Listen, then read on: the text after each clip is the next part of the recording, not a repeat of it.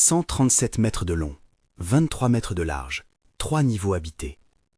Un ordre précis venu de Dieu, tracé en coudées et transformé en tâche humaine, voilà le point de départ. Lorsque le Créateur confie à Noé des mesures aussi nettes, « Fais-toi une arche de bois de gopher, tu feras l'arche de 300 coudées de long, 50 coudées de large et 30 coudées de haut » Genèse 6, 14-15, il ne s'agit pas seulement d'une commande spirituelle. C'est l'appel à une œuvre d'ingénierie, à une entreprise matérielle guidée par la foi. Comment un homme, ses proches et une communauté de charpentiers anciens ont-ils pu répondre à cette injonction et élever une structure capable de traverser un cataclysme planétaire? Voici, dans le détail et avec prudence, une lecture qui mêle le texte sacré et des reconstructions techniques plausibles. Pensez d'abord au lieu. Avant même d'abattre un arbre, il faut choisir où poser les premières pièces. Le récit biblique ne détaille pas le chantier, mais il est frappant que Dieu parle d'une arche destinée à flotter sur des eaux universelles. Il est donc raisonnable de supposer que Noé a recherché un terrain stable et élevé pour construire en sécurité, loin des zones de bog et de sols marécageux. Un sol ferme permet de manier de lourdes pièces de bois, de placer des outillages simples et d'ouvrir des tranchées nécessaires à l'assise du bâtiment. Il est plausible que Noé et son équipe aient nivelé la zone, retiré les végétaux en excès et compacté la terre à la main, en usant de pieux et de couches de pierre pour créer un lit de travail résistant. Hypothèse structurelle. Le drainage était une préoccupation majeure. Si la construction devait durer des mois, peut-être des années, et si l'on sait que les pluies peuvent ruiner des assemblages en bois, la gestion de l'eau au sol s'imposait. Creuser des canaux périphériques, établir des pentes légères pour éloigner l'eau de la structure, et parfois bâtir des levées temporaires sont des pratiques cohérentes avec la construction ancienne. Sans citer d'outils modernes, Noé pouvait employer des fosses, des remblais et des dallages de pierre posés à la main pour stabiliser les points d'appui. Face à l'humidité, l'expérience ancienne recommande d'isoler la base avec des pierres et de la terre tassée, une mesure simple mais efficace pour prolonger la durée de vie du bois. Ces précautions font sens. Sans un sol solide, même une coque bien construite risquerait de s'enfoncer ou de se déformer. Si vous voulez la version complète de la construction et des techniques, restez jusqu'au bout. Le choix du matériau est un chapitre à part. La Genèse parle d'un bois de gopher, Genèse 6-14, un terme dont l'identité exacte reste discutée. Nombreux sont ceux qui proposent des résineux locaux, cyprès, cèdre ou même pin, appréciés pour leur longévité et leur résistance aux insectes et à l'humidité. Il est plausible que le mot hébreu désigne un bois résineux, riche en huile naturelle, ce qui expliquerait pourquoi ce type de bois est recommandé pour une structure exposée à l'eau. Le cyprès, en particulier, résiste bien à la pourriture et dégage des tanins protecteurs, un choix logique pour des hommes qui cherchent durabilité sans traitement chimique.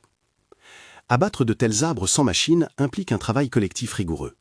On peut imaginer des équipes d'ouvriers armés d'outils en pierre ou en métal rudimentaire, haches à la main métallique, forgées, coins et maillets, qui taillent progressivement le tronc. Le travail s'organise par étapes. Sélectionner des troncs aux sections régulières, équarrir à la hache et au rabot primitif, préparer des poutres de dimensions calculées. Pour les longueurs qui excèdent la taille d'un arbre, l'assemblage devient nécessaire. Le transport est une question logistique majeure. Il est plausible que l'on ait utilisé la technique des rouleaux en bois. De grands troncs placés sous une poutre servent de rouleaux. En avançant pied à pied et en réajustant les rouleaux à l'arrière, on peut déplacer de très lourdes pièces sur plusieurs centaines de mètres. Cette méthode n'exige pas d'invention moderne et elle est documentée dans de nombreuses sociétés anciennes. Pour franchir des terrains abrupts, on peut imaginer l'emploi de rampes de terre et de plans inclinés où la force humaine, des palons rudimentaires et des leviers contribuaient à hisser les pièces en position. Hypothèse logistique. Le cœur de la coque est la quille, le maître-bot. La Genèse donne des dimensions précises. Elle n'entre pas dans la technique, mais elle impose une exigence, assembler de longues pièces pour obtenir une poutre continue assez rigide pour supporter toute la structure. Sans poutre unique d'une centaine de mètres, les artisans anciens maîtrisaient toutefois des techniques d'assemblage efficaces. Des assemblages dits mâles et femelles, tenons les vortèses, des joints à enture, scarf joints et des chevilles de bois, tray nails, pouvaient joindre deux sections de poutre de façon solide. En pratique, pour une quille de la longueur inscrite par le texte, il est plausible que Noé construit un assemblage en plusieurs segments, reliés par des enchevêtrements et consolidés par des longueurs juxtaposées en couches, formant un lamellé soudé primitif. Les chevilles de bois, enfoncées à froid ou chauffées pour les gonfler, servent à moquer l'ensemble. Ces méthodes n'utilisent aucun métal moderne, mais reposent sur l'art séculaire du charpentier. Une autre clé, la continuité et la flexibilité. Le bateau antique n'avait pas besoin d'une quille monobloc pour flotter, il avait plutôt besoin d'une structure capable d'encasser des contraintes. Les joints, lorsqu'ils sont dessinés en biseau et chevillés, dispersent les efforts et évitent le cisaillement brutal. Noé a probablement surveillé méticuleusement ces assemblages, renforçant les zones exposées aux tensions par des contreplaques et des liaisons longitudinales. Hypothèse structurelle. Une fois la quille posée et consolidée sur son lit de travail, la mise en place des membrures, ces ribs qui donnent la forme à la coque, devient la phase suivante. Les membrures peuvent être préformées sur le sol, puis dressées ou façonnées in situ. Les anciens utilisaient des étais et des gabarits, une presse de bois, des coins et des leviers pour contrôler l'angle d'inclinaison. Le levage s'opère par des ensembles simples, mal-lève, gin-poles, cordage et points d'ancrage terrestre. En l'absence d'engins motorisés, la répétition et la précision vient du travail collectif, de la mesure par corde et du contrôle par plomb, ligne pendue, pour s'assurer que chaque membrure épouse la symétrie voulue. Il est plausible que Noé ait fait vérifier régulièrement l'alignement avec des règles graduées et des cordes tendues, corrigeant au fur et à mesure pour obtenir une courbe régulière de proue à poupe. Ces gestes demandent patience et méthode. Chaque membrure devra recevoir des brides, des entures et des chevilles pour s'articuler avec la quille. Hypothèse technique. Le défi est double. Il faut construire une coque qui supporte le poids, puis, au moment venu, qui flotte sans prendre l'eau. C'est là que l'étanchéité joue un rôle capital. Le texte biblique mentionne explicitement un matériau imperméable, du bitume pour l'intérieur et l'extérieur. Genèse 6,14. Le recours au bitume ou à goudron est historiquement documenté dans le Proche-Orient ancien. On chauffait des résines naturelles et du bitume pour obtenir une substance collante et hydrophobe. L'application nécessite des opérations délicates. Chauffer le bitume à la bonne température pour qu'il soit fluide sans sacrifier ses propriétés, enduire les joints et remplir les fissures avec un mélange de fibres, mousse, chanvre, paille pour calfatrage, puis appliquer des couches successives qui, une fois refroidies, créent une coque presque étanche. Voilà une méthode cohérente avec les pratiques anciennes. Le calfatage interne, avec des fibres enroulées puis scellées au bitume, garantit que les jonctions mâle-femelle et les chevilles ne deviennent pas des points d'entrée d'eau. À l'extérieur, une couche protectrice protège le bois des attaques et réduit la perméabilité. Il est plausible que Noé ait fait fondre du bitume dans des fours simples, utilisant des foyers et des chaudrons en métal ou en terre cuite pour couler la matière chaude sur les surfaces préparées. On note cependant la fragilité de ces opérations. Le bitume doit être manipulé avec soin, et l'application, progressive, exige un temps de séchage et une répétition des couches. Hypothèse technique. À l'intérieur, la vie de l'arche devait être organisée pour durer. La Genèse précise 3 étages et une fenêtre sur le toit. Genèse 6,16. Ces indications suffisent à évoquer une organisation verticale. Un étage inférieur pour les bêtes de plus grand gabarit, un étage intermédiaire pour des animaux moyens ainsi que pour les réserves, et un étage supérieur pour la famille et certaines espèces plus petites. Il est probable que Noé ait aménagé des cloisons temporaires, des panneaux construits en planches assemblées pour compartimenter l'espace. Ces cloisons servent à stabiliser la cargaison vivante, limiter les mouvements latéraux et séparer prédateurs et proies. Hypothèse structurelle. La ventilation et la circulation d'air sont critiques pour un espace clos abritant des milliers d'êtres. Le récit mentionne une fenêtre. Au-delà d'une simple source de lumière, elle est une voie d'aération. Il est plausible que des ouvertures contrôlables, dotées de volets, aient été prévues pour permettre un renouvellement d'air sans laisser pénétrer l'eau, des lanterneaux et des clapets simples ajustés par cordage. Le positionnement de ces ouvertures, en hauteur, favorise l'évacuation des chaleurs et des effluves, tandis que des cheminées naturelles de convection, créées par des espaces libres, aident à renouveler l'air. Pour gérer les odeurs et l'hygiène, l'usage de litières absorbantes, paille, copeaux et des fosses d'excrétion disposées latéralement pour évacuer les liquides hors du navire, via des tuyaux de bois ou des conduits étanchéisés, est une hypothèse plausible, tout en restant prudent sur le détail. Hypothèse logistique. La gestion alimentaire est un autre casse-tête. Stocker des quantités suffisantes de fourrage, de grains et d'eau implique de grandes réserves. Des silos et des coffres étanches, conservés sur le point intermédiaire, permettent de protéger la nourriture de l'humidité. L'ordre divin d'embarquer un couple ou des groupes d'animaux suggère aussi que Noé prévoyait des rations. Il est plausible que la famille ait rationné strictement les vivres, organisé des tours de garde et programmé des espaces dédiés au traitement des aliments. Conserver la viande ou certains produits nécessite des techniques simples. Salage, fumage léger, séchage. Ces procédés sont compatibles avec un chantier ancien et offrent une manière plausible de tenir une longue période en mer. Hypothèse pratique. La porte de l'arche représente à la fois un enjeu technique et un symbole théologique. Le texte indique une porte sur le côté de l'arche, Genèse 6,16, un accès unique qui permettait l'embarquement et qui, plus tard, fut fermé par Dieu lui-même, Genèse 7,16. Techniquement, une grande porte latérale demande un cadre renforcé. Une ossature massive, des montants doublés et des barres transversales consolident l'ouverture. Le pivotement vertical à l'aide d'un poteau ou d'un axe de bois logé dans des supports en bronze ou en bois, les anciens utilisaient parfois du métal pour des pièces mobiles, est une solution plausible. Mais il existe aussi des systèmes de battants verrouillables par des barres internes. L'option la plus probable pour un grand battant est un pivot vertical simple qui s'insère dans un logement haut et bas, assurant stabilité et rotation. Ce montage supporte le poids du battant et permet une ouverture contrôlée. Cependant, le récit souligne que le verrou final n'est pas l'œuvre humaine. Après l'embarquement, l'Éternel ferma derrière lui. Genèse 7,16. Là se situe le point culminant. L'homme fabrique, mais Dieu scelle. L'arrivée des animaux, telle que décrite dans le récit, change la nature de la construction en une scène de providence. La Bible laisse entendre que Dieu a dirigé les bêtes vers l'arche plutôt que Noé n'ayant à les capturer toutes. Genèse 6:20, 7:9. Plutôt que de décrire une capture industrielle, il est à la fois plus fidèle au texte et plus cohérent de voir l'embarquement comme une orchestration. Animaux guidés vers des enclos, acceptant des gestes humains et entrant avec des comportements étonnamment dociles. Pour les espèces sauvages et potentiellement dangereuses, Noé aurait dû prévoir des enclos renforcés, des barrières doubles et des passages de sécurité pour les humains. La disposition des enclos, par taille et par régime alimentaire, est une reconstruction plausible. Herbivores larges au bas, carnivores en compartiments séparés, petits animaux et oiseaux en cages aérées.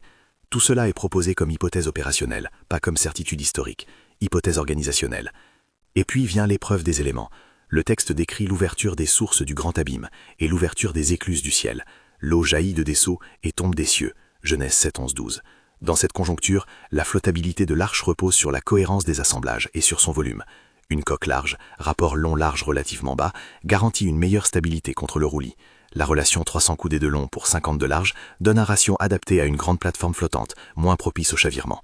La masse volumique globale, grâce à l'espace d'air enfermé dans les 3 niveaux et à la flottabilité naturelle du bois, assure qu'une telle structure puisse rester en surface, même sous l'assaut d'une tempête extraordinaire. Les calculs modernes peuvent spéculer sur la tenue, mais en termes pratiques anciens, la combinaison d'une coque bien jointe et d'une charpente robuste suffit à expliquer la survie du bâtiment. Hypothèse plausible. La vie à bord impose des routines. Le récit biblique évoque une période de 150 jours où les eaux dominent, un laps pendant lequel la famille et les animaux durent persévérer. Genèse 7:24. Les journées s'organisent autour de la nourriture, du nettoyage et de la surveillance de la coque. Le nettoyage des box, l'évacuation des liquides et la gestion des odeurs doivent se faire sans compromettre l'étanchéité. Il est probable que Noé et ses proches aient institué des horaires stricts, des rôles assignés et des techniques de maintenance, inspection des joints, retouche de bitume là où les tensions affaiblissaient l'étanchéité, resserrement des chevilles et la surveillance des ouvertures. La prière et la méditation occupaient sans doute une place centrale aussi. L'intérieur de l'arche, pour ces croyants, n'était pas seulement un abri physique, mais un sanctuaire en mouvement. Le moment capital arrive lorsque l'arche, après des mois en dérive, trouva puce sur les montagnes d'Ararat, Genèse 8:4, et l'arche s'arrêta sur les montagnes d'Ararat, au 17e jour du 7e mois. Ici aussi, la chronologie biblique donne des repères. L'arche s'est reposée, puis Noé a attendu, lancé un corbeau et orbituellement une colombe pour tester les eaux, Genèse 8, 6, 12. Le corbeau, libre, vole et revient. La colombe, envoyée plusieurs fois, finit par rapporter un rameau d'olivier, signe que les terres apparaissent. Ces gestes ne sont pas de simples tactiques de survie, ils traduisent une théologie en actes, l'attente, la patience, la reconnaissance. Lorsque Noé quitte finalement l'arche, il a construit un autel et offre des sacrifices, geste qui scelle la relation entre l'obéissance humaine et la grâce divine. Dieu alors fait une promesse, un signe visible, l'arc dans les nuées, symbole d'une alliance qui engage désormais le ciel et la terre. Genèse 8, 20, 22, 9, 12, 17. L'arche devient l'antécédent matériel d'une alliance spirituelle. Sous la grille technique et logistique émergent des leçons pour la foi. La construction de l'arche illustre une combinaison d'obéissance et de compétence. Noé n'est pas seulement un homme qui croit, il met sa foi au service d'un travail artisanal exigeant. La Bible ne donne pas de mode d'emploi détaillé pour chaque étape, mais l'exigence des mesures impose une rigueur. La foi, dans ce récit, se manifeste par un labeur concret, mesurer, assembler, calfeutrer, partager la charge. Cela nous rappelle que la providence divine n'exonère pas l'homme de l'effort, elle l'accompagne. Au-delà de l'exégèse, il est aussi utile de rappeler les limites de toute reconstruction. Beaucoup des détails techniques que nous avons esquissés restent des hypothèses plausibles, fondées sur des techniques de charpenterie anciennes et sur des matériaux connus du milieu proche-oriental. Là où le texte est muet, il est raisonnable d'utiliser la comparaison historique et le savoir artisanal pour imaginer des solutions. En revanche, il serait impropre d'affirmer comme démontré archéologiquement que Noé a employé une technique X plutôt qu'une technique Y. Les descriptions proposées ici doivent donc être reçues comme des propositions plausibles, destinées à éclairer le récit sans le transformer en manuel technique définitif. Hypothèse structurelle. Revenons à quelques détails concrets qui intéressent naturellement l'esprit contemporain. Comment, par exemple, garantir la flottabilité et la stabilité en cas de vagues extrêmes? La géométrie cohérente, grande longueur, largeur modérée, limite le roulis. Des membrures rapprochées renforcent la résistance au fléchissement. L'application soignée du bitume limite les infiltrations. Des salisons régulières des joints et un entretien continu préviennent les avaries. Pour éviter la surcharge, Noé aurait probablement réparti la charge en tenant compte des masses, placer les objets lourds au centre et en bas, répartir les animaux par densité, veiller à un balancement centré. Toutes ces mesures relèvent de la sagesse pratique des charpentiers, transposées ici dans un contexte extraordinaire. Il est également instructif de penser au relais humain. Noé n'était pas seul. La Bible mentionne sa femme, ses 3 fils et leurs épouses, 5 partenaires essentiels à l'entreprise. Le travail de charpenterie, l'entretien des animaux, la gestion des réserves et la prière partagée exigent coordination et solidarité. Dans un récit où Dieu ordonnance et conserve, l'action humaine demeure cruciale. La foi s'incarne dans l'endurance collective d'une famille qui travaille sans relâche. Quand on imagine la scène la plus dramatique, la fermeture de la porte, l'impact est à la fois matériel et spirituel. Techniquement, la porte représente l'achèvement d'un cycle de protection. Spirituellement, sa fermeture par Dieu marque la limite entre l'arche sécurisée et un monde jugé. Le texte précise que l'Éternel fermait la porte, Genèse 7,16. Ce geste divin montre que si les hommes construisent, Dieu ordonne le temps où la protection devient effective. C'est le point culminant où l'instrument humain cesse d'être suffisant sans l'intervention du souverain. Après la tempête, lorsque les eaux se retirent et que la vie reprend, le geste de Noé est de se tourner vers l'action liturgique. Il bâtit un autel et offre des sacrifices, Genèse 8,20. Ce passage rappelle que la restauration du monde commence par la reconnaissance et l'offrande. L'arc-en-ciel, promesse visible, devient le signe d'un pacte durable entre Dieu et la création. L'arche, quant à elle, reste un symbole, non seulement une prouesse de construction, mais surtout la matérialisation d'une alliance où la compétence humaine et la miséricorde divine se rencontrent. À la lecture attentive, l'histoire de la construction de l'arche nous enseigne plusieurs vérités durables. D'abord, la foi appelle au travail. Les dimensions données à Noé n'étaient pas un test purement spirituel.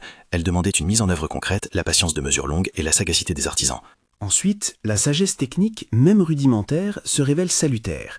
Des joints bien pensés, un calfatage consciencieux et une disposition rationnelle de l'espace sauvent des vies. Enfin, la dépendance à Dieu est manifeste quand la porte est fermée par lui et quand les animaux viennent selon son ordre. L'arche est donc miroir d'une collaboration, Dieu commande, l'homme obéit et façonne le monde avec ses mains. Pour conclure, on peut dire que comment l'arche de Noé a réellement été construite est une question qui combine récit sacré et ingénierie ancienne. Les dimensions inscrites dans la Genèse imposent une arithmétique et une architecture de grande envergure. Les techniques plausibles, abattage et transport par rouleau, assemblage mâle-femelle et cheville de bois, levage des membrures par palée humaine, calfatage au bitume, aménagement de cloisons et système d'aération rudimentaire, offrent un tableau cohérent avec l'époque et avec les contraintes physiques. Là où le texte est précis, on s'appuie sur lui. Là où il est discret, on émet des hypothèses marquées comme telles. L'essentiel demeure. L'arche est le fruit d'une obéissance pratique, d'un savoir-faire humain mis au service d'une protection divine et d'une promesse renouvelée, l'alliance signée par le ciel avec un arc aux couleurs mouvantes. Si vous souhaitez approfondir la suite, ce qu'il advient des descendants de Noé, la dispersion des peuples et la promesse qui suit, il y a d'autres chapitres à explorer. Partagez cette réflexion avec quelqu'un qui s'interroge sur la rencontre entre foi et science ancienne et abonnez-vous pour suivre la prochaine vidéo consacrée à l'après-déluge et aux implications de l'Alliance.